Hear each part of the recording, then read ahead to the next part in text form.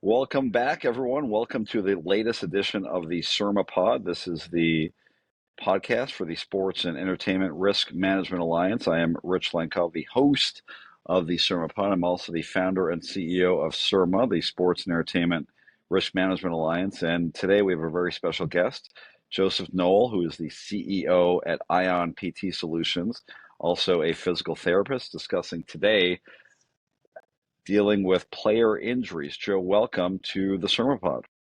Rich, thanks for having me. I appreciate it. So you're a very valued member of SERMA. Tell us, first of all, what you do and what Ion does as a company. Happy to do so. I'm the Ion CEO and founder. Ion started in 2016, and we are a cost containment company, if you will, in the workers' comp space. So, in a nutshell, Ion manages patients for a number of clients across the US to make sure that their injured workers get what they need, they get healthy, and they can get returned to work in a time frame that is consistent with the normal healing process of a non-injured worker or athlete, if you will. What does that look like? I mean, what are some of the processes that you engage in to get people back to work in a healthy and quick way? Great question. So we run a network of about 9,500 facilities across the U.S.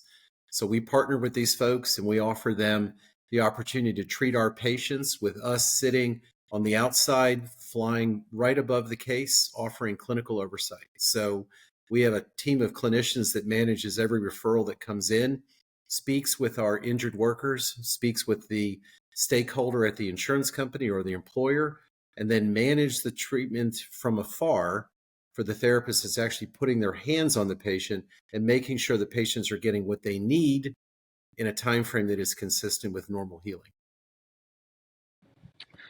So, Joe, we know that professional athletes, you have a lot of experience with them. We know that professional athletes are different in many ways from your normal Sure. injured employee.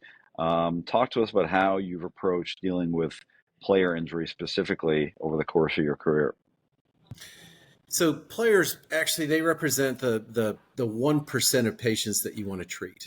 I mean, the biggest difference in those patients when they come to the office is day one, they're ready to get back on the field, regardless of what their injury is. They may be just out of surgery, but their focus and their mindset is, guys, get me back as quickly as you can. So it's always easier to work with a patient like that because the motivation and the desire to get back to what they're good at, what they make their money at, is there.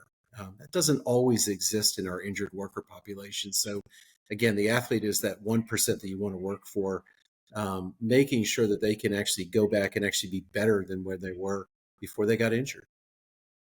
A lot of what you rely on in a successful outcome is obviously the input that the injured employee puts into it. So how do you engage with athletes and how are they different than your normal employee in terms of getting them to buy into your program and getting them to think the right way and, really engage in trying to get back to work? It's interesting. The professional athlete, actually, the toughest task that we have is getting them to manage their own expectations. If on day one they say, look, I'm 90%, I know if I go back, I can actually get this done, even though I may not be 100%. So we actually sometimes have to walk the line and say, you're not quite there yet. Their buy-in comes from, day one, we do something, and on day two, they feel a little bit better. Day three, again, a little bit better. We're in constant communication with their physicians to make sure that we understand what was done in surgery if it's a surgical case. And then also what was their pre-existing status? Were they running the 40 in 4.5 or were they running the 40 in 5.8? So we're trying to, get them back so that they're functionally able to do it all. But again, also be smart and not let the athlete's mind of, hey, I can do this even while injured, be to their own detriment. Yeah, it's a really interesting point because, again, a lot of the success of these programs does rely on things that aren't confined to the body or the medicine or the orthopedic part of it. It is really dependent on the psychology of getting back to work and buying into your program. Sure. So it's interesting to think about how an athlete's brain functions. And again, most of them are tuned into let's get back to work, let's get back to the field, let's get back to the diamond, wherever it might be. Yeah. Um, so it's got to be a challenge to, overcome that mindset and get them to buy into the program, while also, of course, trying to speed the process along and get them back to, getting back to work.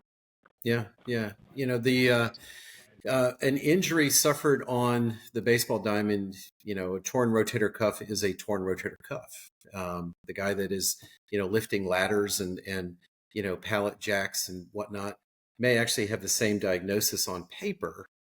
I'm going to tell you that the injured athlete went into it in a much better shape, typically, unless you're David Wells. I don't know if I can say that, or you can edit that out. So, but you've got better tissue, you've got a better physical capacity or potential, but then the mind is really the biggest piece of it. The injured worker sometimes just doesn't really want to get better, and yet the injured athlete is saying, "Look, if I'm not back out there, I'm not making money." So, I had a chance to work with Major League Baseball players. I've worked with professional golfers. I've worked with professional swimmers, and all of them say the same thing: "You've got to get me back." Okay. And that trust comes from A, they know you know what you're doing. B, you've had success with other athletes similarly. And the buy-in comes with you just being confident enough to say, we can get you there. This is what's going to take. This is what I can do. This is what I need you to do. What about the teams? I mean, on the other side are the teams, their employers. Obviously, in your line of work, you're dealing with a lot of employers, and they're hopefully the best case scenario is there is a relationship between the three of you, the injured Mhm. worker, and the employer, in trying to work together to get the employee back to work. That's not always possible. Sometimes it's very adversarial. But what's your experience been with regards to these patients' employers? In other words, professional sports teams. My my relationship with them has always been a positive. That was an easy thing to manage, because they've got a lot of money invested in these folks. I mean, they're not looking at the guy that's throwing a 94-mile-an-hour fastball and saying, "Can you rush this?" Okay, because they've got a contract that's 3, 4, 5 years for this patient, and they want to make sure that they get all 5 years out of him or trade him. So that was never a big issue. I never had demands placed on me that said, "Can you do something differently or quicker? And let's just see what happens." I mean, they typically respect the physician. And I think the relationships that we had with physicians solidify the confidence in the employer that, hey, if Dr. Andrews says this is the guy that needs to treat this patient, then the employer, the team, whatever is going to actually respect that and then be confident that you're going to deliver on time.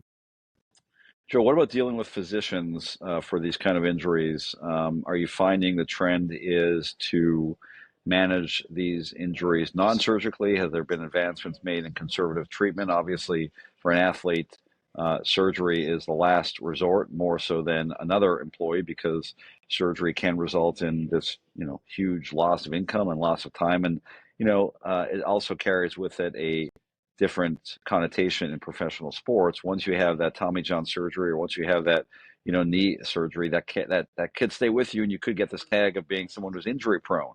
So, what Yeah. are you finding are the innovations in terms of treatment, surgical versus non-surgical, and are doctors a little more sensitive to that kind of treatment, given the athletes involved? Yeah, great question. And in this baseball offseason, we're all wondering what's Otani's value been decreased by potentially by having a second need for Tommy John surgery. So I can tell you this: most of my ortho buddies are always going to try to manage a patient non-surgically, because as soon as you put a knife on somebody, put a scar on somebody, there is a potential for X, Y, and Z. And while there are relatively few unknowns, there are some patients that just don't respond well to surgery, either through development of keloid or the surgery didn't go as anticipated. An MRI, as much as a crystal ball as we think it is, doesn't really give a full picture of the anatomy until someone actually gets in there. So managing non-surgically is always the preferred route, but sometimes not possible. So expectations of physicians are, if there's a collaboration between the surgeon that's doing the initial care and then the follow up on the rehab team, whatever it takes, 3 months, 6 months, 9 months. It's got to be constant and open communication. What is this patient going through? Are there symptoms that are suggesting we need to do a repeat MRI, et cetera? I think the other patient that we're all looking at now, who's an injured worker, is the quarterback for the New York Jets. And, let's just see what Aaron Rodgers does based on returning from an injury that, when I became a PT 30 years ago, you were out for a year minimum after you rupture your Achilles with the hope that you can actually return to play. And now we've got this guy 11 weeks post Achilles repair, actually cleared for practice yesterday without contact. So, we'll see. The advancements are significant since when I became a PT than they are now. Normal healing and normal tissue response is aided by medication, lifestyle, better diets, etc. But it's always a little bit of an unknown. As a Bears fan, Joe, as much as I hate to admit it, Aaron Rodgers does seem to be a bit of a modern medical miracle. As you mentioned, we saw him practicing just yesterday, well before the time that Sure. most conventional wisdom thought he would return. So, I mean, again, you mentioned that, some of that is maybe genetics, some of that is attitude, some of that is fitness. But I mean, to what do you attribute this, unprecedented return from this, devastating injury with Rodgers? I think it's his probably the wherewithal and the will that he has to actually go back and compete. 25 years ago or 20 years ago, I can't remember the date, Jerry Rice tore his ACL. Okay. One of, if not the best wide receiver of all time. Okay. And he was actually towards the end of his career, and there was a need to kind of get him back sooner, either for a contract reason or something. But he had an autograft done for his ACL, which means they took a bone tendon bone plug. So part of his patella, part of his femur, and then his quadriceps tendon. That was tunneled into his knee to create his new ACL. And there again, there was a surgery that, when I first became a PT, you were out for 12 months minimum. Okay. It was a very, very regimented rehab process. And the Niners brought him back in 4 months. Okay. And it didn't go well. Okay. And the 49ers and their press did their very best to say, guys, this re-injury that he had is unrelated to his surgery. And everybody in the sports medicine community said, well, that is just the biggest load of crap.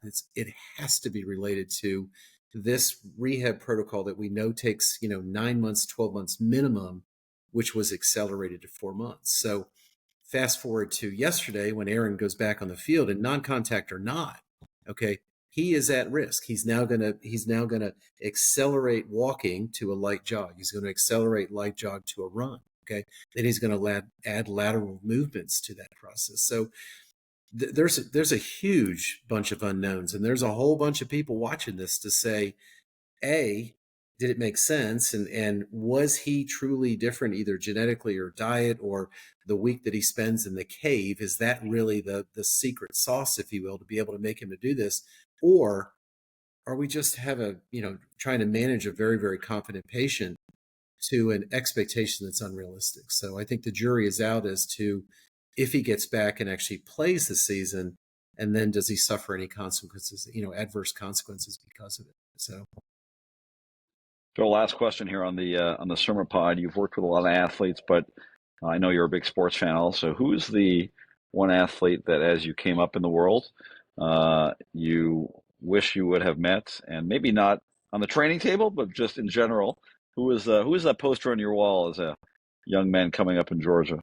Wow, that's interesting. So to be fair, I'm actually I'm a South Jersey kid. Okay, Okay.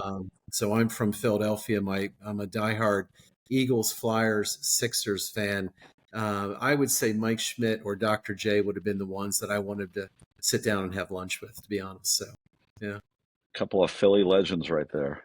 a couple of Philly legends, and now we have Bryce Harper, and I guess with his new sexiest man alive, Jason Kelsey, add him to the list, right? So. Those are good choices. Joe Noel from Ion PT Solutions, CEO and SERMA member. Thank you so much for your insight, and please come back and update us as these issues progress. Will do. Appreciate your time today, Rich. Thanks.